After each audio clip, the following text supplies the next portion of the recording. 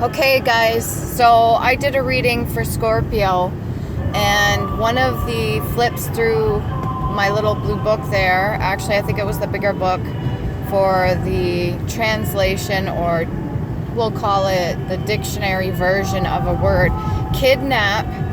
Okay, they used to get men drunk and pull them aboard ship when they were inebriated and not fully aware.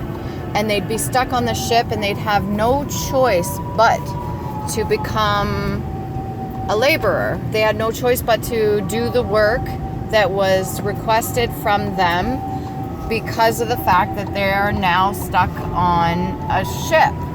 All right? And because of this, they've continued the whole idea of kidnap into adulthood, okay? And through this, what does it say? If you're religious, God protects drunkards and what else? Children and stuff like that, okay? So those who are in low vibrational states that choose to drink because of the fact that they're in pain, all right, they are forced into almost like the whole idea of Matrix and how they have to work. All right, they don't have a choice because they're not outside of the Matrix. They haven't got reconnected with themselves. And there's something I heard not too long ago, and it had to do with the spiritual guides that were almost like shaman, and they had to do with the natives and being disconnected when you're drunk with the divine. So that would be your spiritual connection, which is also your crown chakra, okay?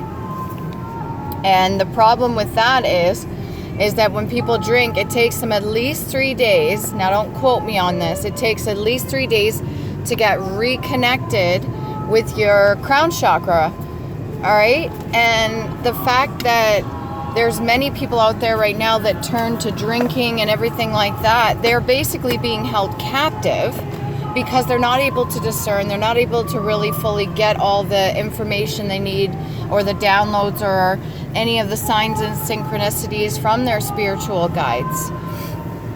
And when this happens, then they can't connect with themselves, especially their inner child. So they kind of made a play on that. They kind of made a play on kidnap as the fact that it's like, well, kid for one is goat, okay? And there's a lot that can be said about the word goat. And there's a lot of spiritual and religious aspects that go into that as well. But when it comes to kidnapping, and then the original form of that being getting people drunk and then taking them aboard ship so they're forced into labor, it's really symbolic. And I'm like, wow. Many people can't get past this. Many people that don't realize their full potential, or maybe they're kept in a low vibrational state, whether willingly or unwillingly. A lot of it does come down to self-sabotage, but a lot of it is grooming too. And a lot of the pain and traumas they went through when they were younger, and they haven't healed from that, which would mean healing their inner child. So when people are at a low vibrational state, they haven't healed their inner child, they're still in the mentality of usually the age in which they were traumatized. And this could be more than one age. This could have continued all the way up into adulthood. And when it comes to not celebrating and just having a beverage to celebrate, if it's just to get inebriated to eliminate some form of pain, what they're failing to realize is actually they're being kidnapped. They're being held against their will. It's a form of keeping them disconnected. And it's I don't even know. Honestly, guys, sometimes the information that comes to me is a bit shocking. So I'm just sharing this with you right now, that yes, the original word for kidnap meant to get somebody inebriated and bring them aboard ship. Okay, and this goes to the whole maritime thing as well. When it comes to, I don't know about other countries, but when it comes to Canadian citizens anyways, on our birth certificate, we are under the Crown. And a lot of their laws and stuff like that is the Black's Law Dictionary. And that even itself, the word Black's Law Dictionary, I mean, if you were to take a look into some of the the definitions that go behind it, there's a lot of wordplay, and I'm trying to get my thoughts together to make them clear and concise, but I'm pretty sure you're getting the gist of what I'm saying. The whole idea of kidnapping is not just for children, all right? This could be adults that have a childlike mindset and that are still paying, but in adult bodies.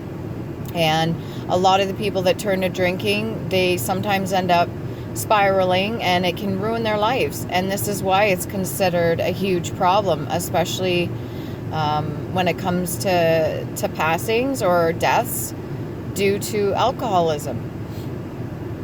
I personally suffered this, and I went through this, and I managed to come up out of it, and I'm very grateful that I've done so, and I've mastered that aspect of myself, so it no longer has become a crutch for me. I don't need to use that to eliminate or kind of ignore any of the things or aspects that I need for my shadow work. And it wasn't an easy process, but I did very well. I went 2 years sober, and now when I have a drink, I almost don't really want to get let's put the word shit-faced anymore. There's no reason for me to, and I actually don't feel good about it either, and my body doesn't react the same to it anymore. I don't know if you can resonate with this, but if this is you, if you're going through this right now and you're struggling, keep in mind that this was set up this way to be a handle, to be used against you, to be used as a form of control in order to force you into labor. And that could also be symbolic for death and rebirth as well, if you come up out of it. The whole idea of giving birth to something, or birthing anew, or coming into a new, and a death of an old way of thinking as well. All right, so if you're going to be indulging this holiday, make sure it's for good reason. Hopefully your intentions they're pure. When you're having a beverage, it's to celebrate. It's not to forget. It's not to numb the pain that you've gone through, because many of us have suffered that.